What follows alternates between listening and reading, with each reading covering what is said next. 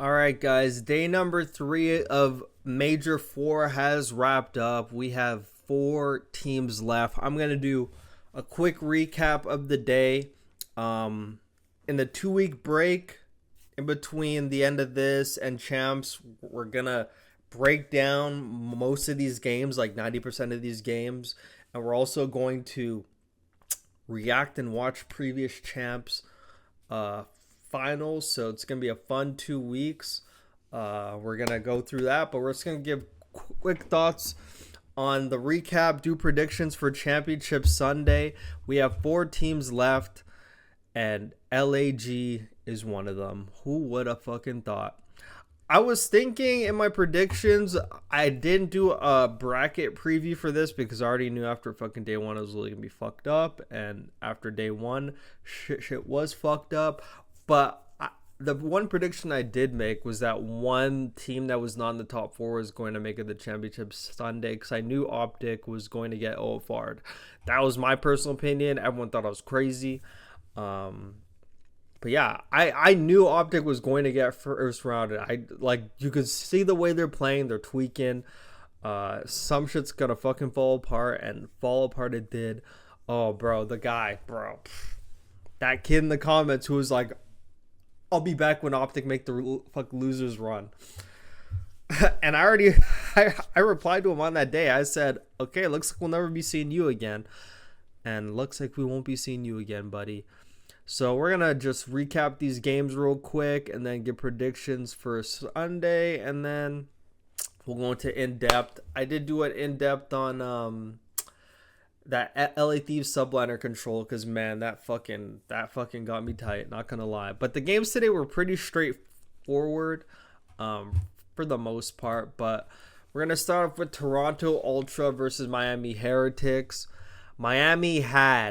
They fucking had to win this fucking 6-star S&D. Boy, did they fucking have to.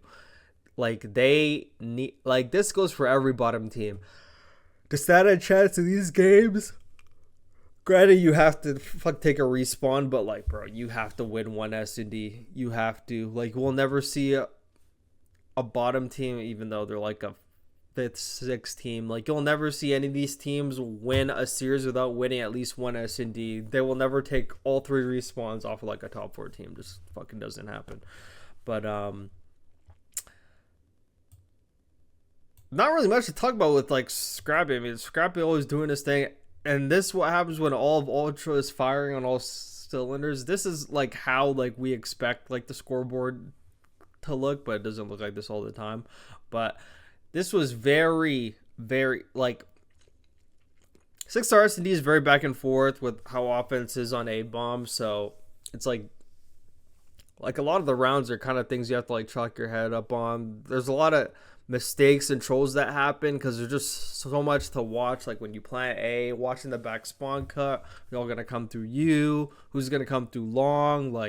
There's just a lot of stuff. So even the top teams control on that map. It's a very back and forth map for Hardpoint and for S&D. And Miami could have won, bro. They took it 5-5, and now they're 5-5. They just got shit on. And I even said if Ultra, this map determined if Ultra was going to win the series, and I was like, if Miami win this, it's over. But if Ultra win, they're going to 3-1 them because I knew Hi-Rise Control's up next, and I know Ultra's not losing that to any of these fucking teams. So that happened, and then that Hi-Rise game came in, and then the 6-star was also close, but Ultra's able to clutch up and win that. So everything came down to that 6-star S&D. I didn't care who won first map. I was like, if Ultra wins, whatever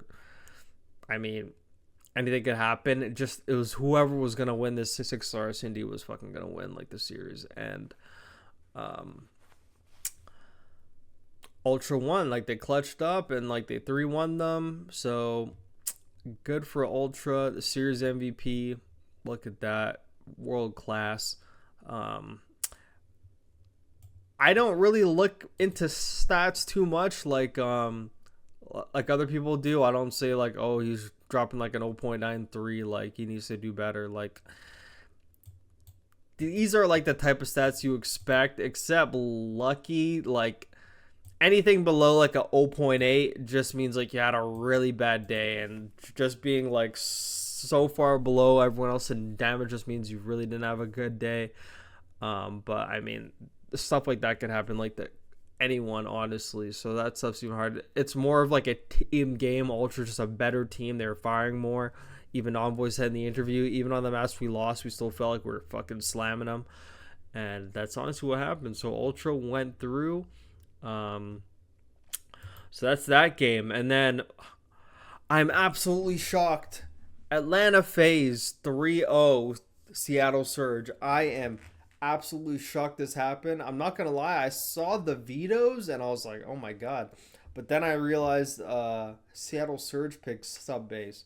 But FaZe is a lot better of a team on that map now, and they fried on it. And I already knew it was gonna be like a 3-0. Granted, they were down in like the Karachi S&D, but I was still like even if they lose this map, it's only gonna be a 3-1, 3-0. Like it's not going last map, and this was pretty odd. Like there's really nothing to break down here. Simp, whenever he's playing any of these bottom teams, I feel like the only team he like truly struggles against is like Ultra and sometimes Optic, but I feel like everyone else he just slams them. Everyone else in the league is like so inferior to Simp. It's literally insane. Like he only struggles against two teams, and it's not even all the time. It's like sometimes, but those are the only two teams he has bad series against. But everyone else, bro, he just treats them like garbage. But yeah, but also like Abizi was like the star of this year because Abizi had like 14 in the S&D. That high rise, he was slamming, bro. He had like 38. Yeah, he had 38. He was just absolutely slamming. 13, not 14. Okay, but yeah, he was slamming in this game. There's not really much competition. I already said in my predictions for this earlier. I deleted that video. I already said Brezzy, whenever he plays anybody in like the top 4, is guaranteed below an 0.8. And I saw this and I was like, wow, I was right. Like, bro, just got Kentucky Derby roller fried. And Huke, again, something we need to talk about with Huke. And it's I just don't understand. Online, I just don't understand why it's such a drastic difference between online and on LAN. I know why his playstyle is a lot easier online than it is on LAN, but I just don't understand. These are pro players with coaches, people around them to critique them. Like, why can't someone just say, bro, hard aim a little more, like take an angle a bit more? We know you're like, if Huke plays good, they win. If he plays bad, like they lose. But you can't like every single time on LAN. We can't have whenever you play like a top team, you're just like 1-7 in the S&D, like 10-21 in the respawn. Like, bro, you have to find a way to do better. Like, you have the talent. You just have to stop spawning in, running, and dying. You need to add a layer to your gameplay where it's not just that. You could take the Ego Chow all you want, but you have to put yourself in a better, like, Sip puts themselves in positions to get some of the Ego Chows that he gets. Like, Huke just, I feel, puts himself in unfavorable spots every single time. And I can't even, like, say, like, it's because he doesn't have, like, a higher level of teammate around him like he used to. But, like, in MW2, he had good teammates and was still doing the same shit. Like, I just don't understand. Like, he plays so bad, especially when he plays against top 4 teams. But honestly, just in general on LAN, like, I don't think he has over, like, a 0.9 on LAN. I swear I don't think he does. This season, I may add, but he just does not play good on LAN. And like FaZe just was honestly at Burger King, bro. Like they just had their way with them. That's literally all you could say here. And in my predictions, I chose LA Thieves for this match, but like I must have been fucking faded when I made that pick, because I just like know in like the back of my mind, LA Thieves, like they're a really good team, but man, even when shit's handed to them, they find a way to choke. Like they choke like no other team chokes before, and like sometimes they're able to miraculously like recover and actually win, like that Miami game. But honestly, most of the time they just troll. They put the like they're a good team. Like they play good against like the top four even. Like they play good against everybody, but they just find ways to troll. And they still haven't beaten LAG on LAN, I think, ever, which is a crazy fucking stat. Which is a crazy stat. And what a great accomplishment for LAG to make their first top three like ever. Like in MW 2019, when I saw Los Angeles Gorillas, I saw the branding and everything, I was like, man, this is gonna be like a top team for years to come. But boy, was I fucking wrong. But now, like, they got a good place in their guaranteed chaps. Not a person in the world expected this to happen. Even in the predictions, everyone just went with like the better team. But that just shows a lot of people do not know ball, and apparently I could say that about me because fuck. But like you could just see the way LAG's playing, and you could see the way LA Thieves got to the point where they're at. What both teams, their journeys to get to this match, like if you like really know ball, like, you probably would have at LAG. But like a lot of people, like I was, I guess, when I was making the predictions, were just going off like who is like the better team. And that's why like it's 87 like the third team. But honestly, it's the same thing with the optic thing. Like they had a horrible online qualifier, saw they're playing, knew they're gonna get O-fired. Everyone just thought because like it's optic and they're better than most of these bottom teams are gonna win. They fucking lost, you know? Like it isn't always about who's the better team. It's about like what's been going on. Like how have they been playing recently? Like how is their fucking mental state? All that stuff takes into effect. And man, they just 3-0'd them.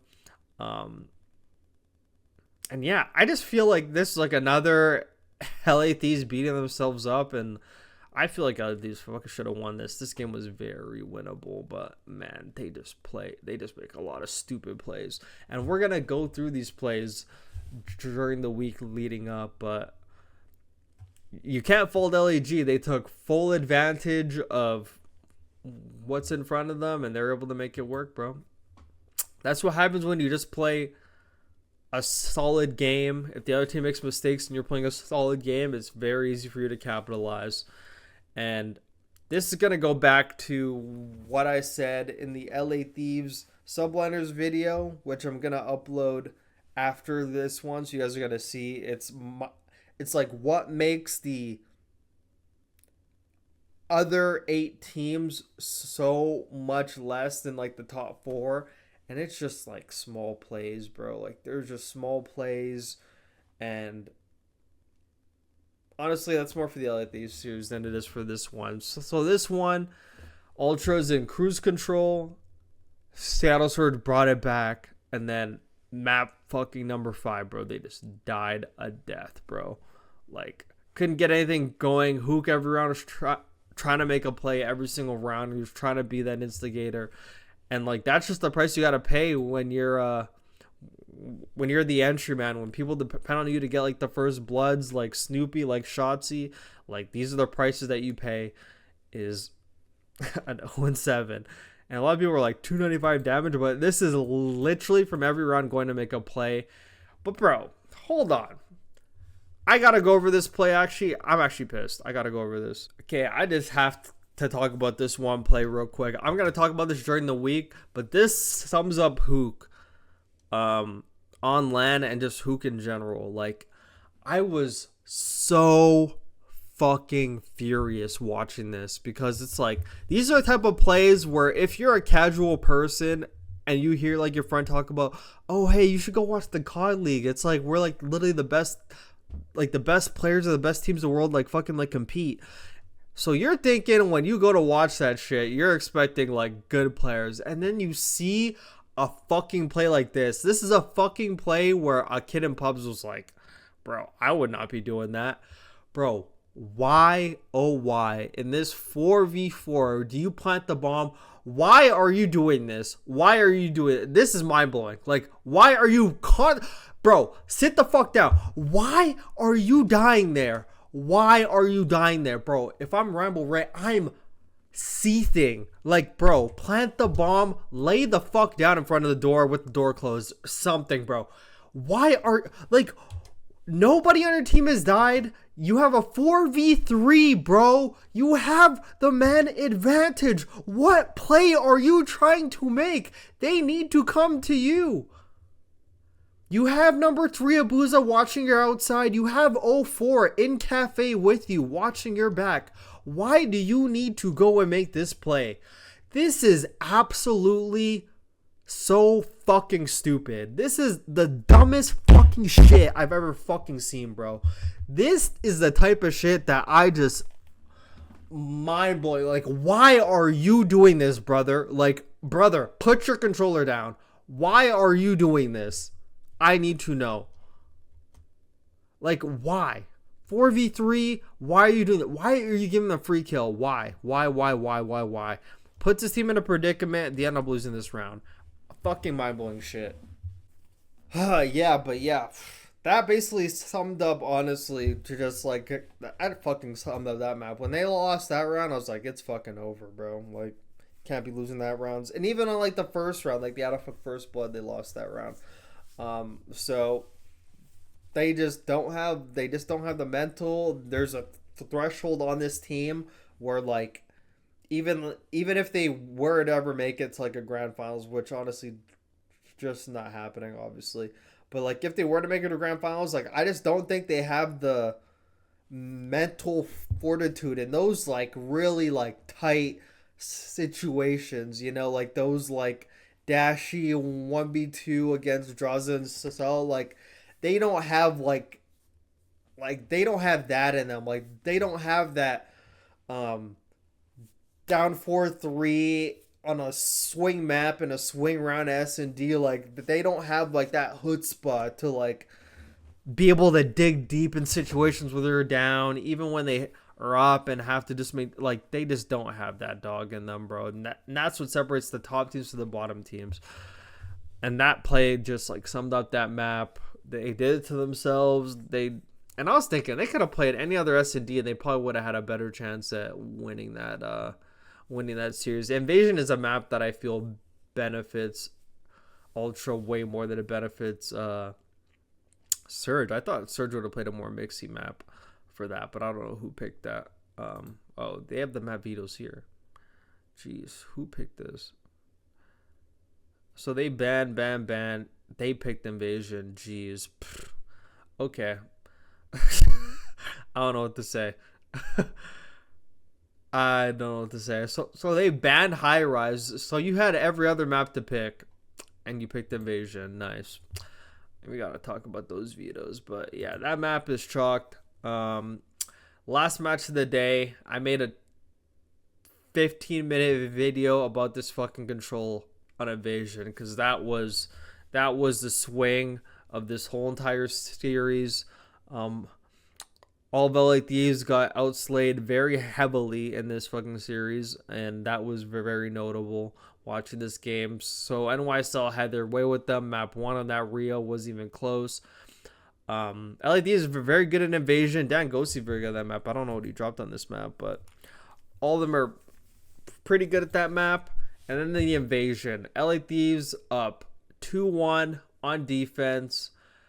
2 trolls to go over my 15-minute video, which you're going to see. It's the other video. If you want to take a look at that video before coming back to this one and seeing me rant, seeing everything that you need to know about that game. But LA Thieves should have won that. And I feel like that, even if like that was not like the thing that bursted their momentum going into map 4, maybe they still win Invasion and still lose Vista. But now you're going to a high-res S&D, which you just played NYSL online, and they trolled Omega hard against you, and you beat them like 6-1, 6-2, or whatever it was. So they had a chance to win that and go on to Championship Sunday. Would have had 2 teams from LA in a Championship Sunday for the first time in CDL history. 2 teams from the bottom for the first time in Championship Sunday. Would have been a lot more enjoyable. But, man, this is what happens when you make these mistakes. It's one thing when you make these mistakes one time, but they just keep on making them all the time, and it's costing them. These mistakes are costing them. Being able to And a lot of these aren't even team mistakes. A lot of these are just individual mistakes. They're just people that just aren't on that caliber of thinking. People that still got challenger brain. LA Thieves not even taking this to Mat 5 just shows they're just players that just aren't on that level yet. Players that just need more time. They're just not there yet. And that's why the top 4 is the top 4. So I'll honestly leave it at that. Like, I'll probably go more in depth during the week, but yeah, that control was basically the game changer. Not really much to talk about. The real hard point, they got slammed, hydrated up like 35, 32, shit. Okay, and then like the S&D, I actually want to start breaking down S&Ds, but anyways, it all came down to the invasion. We would have been a single Mat 5. I know NYSL tweaks super hard when they're playing like lower teams in these Mat 5s. They tweak super hard. So I know that probably could have went LA Thieves' way. They just had to just win an easy invasion defense. And that's an invasion defense that you're not seeing like an Atlanta FaZe lose. Like, you're just not seeing that. Because of just amateur mistakes. Like, these were amateur mistakes. Like, it's not even like the unfortunate mistakes that happen, you know, sometimes brain fart mistakes. These are mistakes in that invasion control that I went over that like should just never happen. Should just never happen. Like, at that level, you play the game every day. You play these maps every day. Honestly, just should not happen. So unfortunate for LA Thieves. Heartbreaker once again. Like, they shouldn't even have to have been in this game. They should have beat LAG. Like, probably like the easiest top 3 you're ever gonna get in your life. And just didn't go their way. Hydra dropped 102 kills in this series. His over on map 1 to 3 was like 64.5, and everyone was like, "What the fuck?" But I think he passed that one with flying colors. So he like actually just passed that one because he only had 2 in the S&D. So he literally got 64, 65. He actually just passed it with, or 66. So yeah, those are today's games. Summed up pretty quick. Now we're gonna go into predictions for Championship Sunday. It starts off with Toronto Ultra versus the Subliners.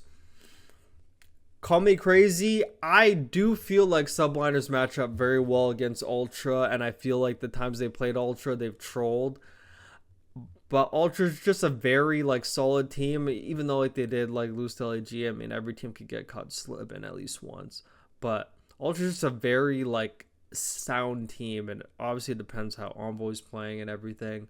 But I personally feel like Subliners match up very well against Ultra, and I think. But NYSL is playing so bad right now. That's the one reason why I don't want to take them this time, because they're not playing at least to like where they were playing like 2 stages ago. They're playing a bit better 2 stages ago, believe it or not, or even like the last stage. But you know what? I'm going to go New York Subliners 3-1 or 3-2. That's my prediction. I feel like NYSL matches up very well against Ultra. Like, this is going to be my favorite match to watch, because these teams only match up twice. They match up once online and once on LAN all year. This is the 3rd time they're matching up. So we shall see. But I'm going Subliners 3-1 or 3-2. LAG FaZe.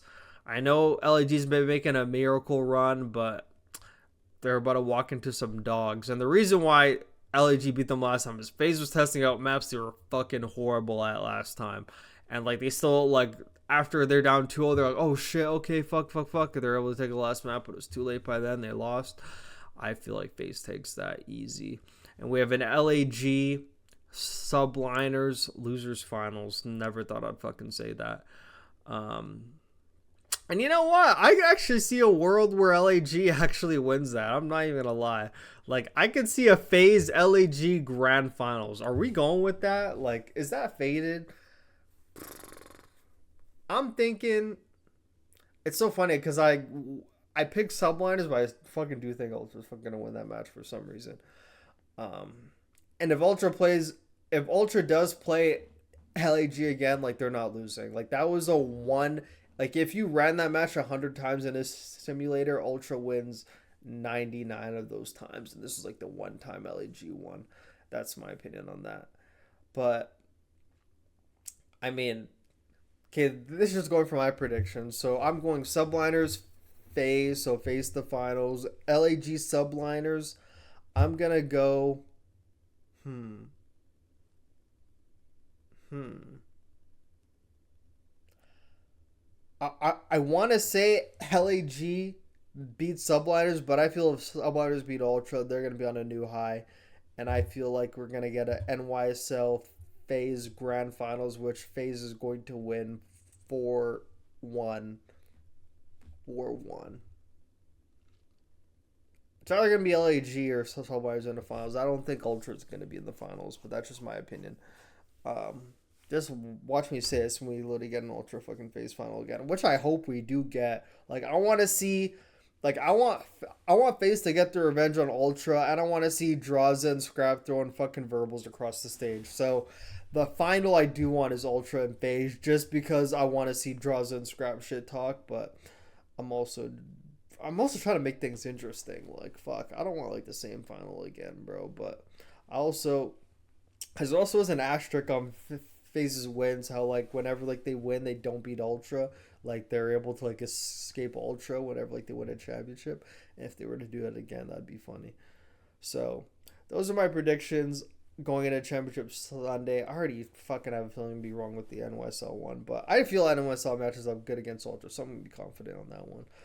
um so yeah, those are my predictions. I do predict phase is going to win. Like I just, and even though Ultras had their number, I feel like after or going into major three, going into stage three, I at that point I felt like any team that were to play phase in a best of seven with like the current map pool, I just fucking feel like phase has everyone's fucking number in like a best of seven on the current map pool. Like no matter who you are, ultra subliners optic. I feel like if FaZe were to play every team in the league in a best of seven, like they beat all of them.